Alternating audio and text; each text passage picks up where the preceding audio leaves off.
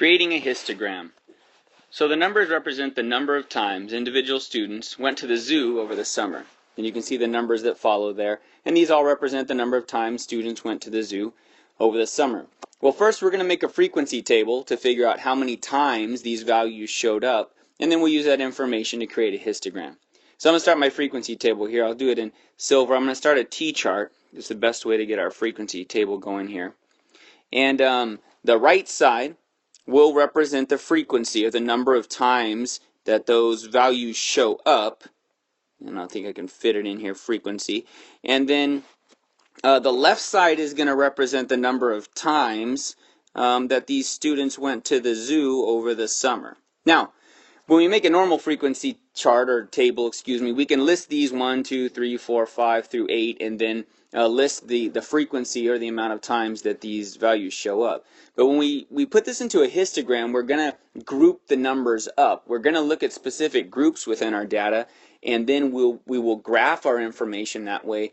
And then we can tell kind of within the values, we can assess the data and see where most of the numbers fall, or where most of these students in this case, how many times they went to the zoo. So it'll make more sense when we start writing it down, but since I'm going to categorize it, I look at my data. The lowest number I have is 1. The highest I have is 8. So don't need to go any lower than 1, don't need to go any higher than 8, so I need to start making up some categories. I think what I can do is this. I can do, we can have a category of 1 to 2, so this can represent all the students that went to the zoo either 1 or 2 times. We can have a category of 3 to 4, so it can represent students that went either 3 or 4 times. We can have a 5 to 6 to represent students that went either 5 or 6. And then 7, 8 to represent our students that went either 7 or 8 times. Now what we're going to do with the frequency is we're going to put how many times do these values show up. How many times. So let's look at 1 to 2. How many students went either 1 or 2 times? So I'm going to underline all the 1s or the 2s.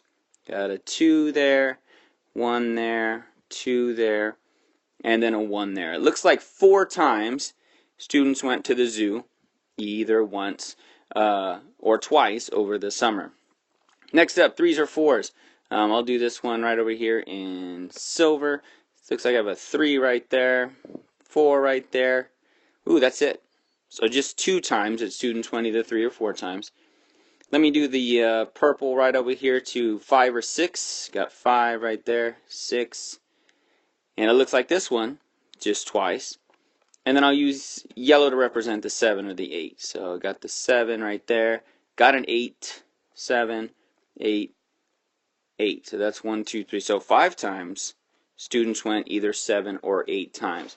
So now I have the numbers grouped to the side on the number of times, and I have the frequency, the number of times that these showed up. So now we're going to create our histogram, create our little graph here. So I've got my y-axis here, got my x-axis there. Y-axis is going to represent the frequency or the number of times. So really I don't need to go any higher than 5. 5 is going to be my largest number there. So when I start writing my numbers in, I can say I have 1, 2, 3, 4, and we'll go all the way up to 5. And then the x-axis is going to represent the number of times. I'm going to put these groupings down. So here's what we'll do, and I can put this real quick, number of times, just so we make sure we have things labeled, and then frequency on this side. So now it's time to create our bars here. And so the first one we're going to do, we'll do it in silver to start with.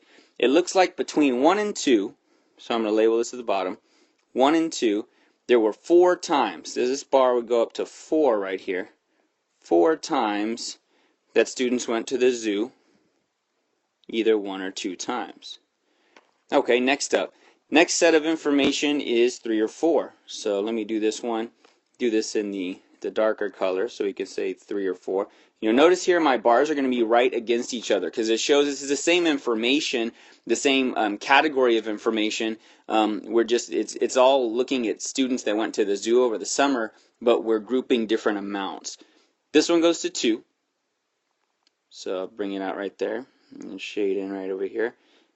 And Again, like I said, right up against each other to show this is the histogram. Then 5 to 6, I'll do this one in purple. Again, that's one that's just 2 also, so between 5 and 6, we'll go right there. And then the last one, we'll do it in light blue, is the bigger one. 7 or 8 times students went, 7 or 8, that is, of the students went, or 5 of them went either 7 or 8 times. I'm looking at that right now. And this should go all the way up to the 5 and then down right here. So now we're completing our histogram.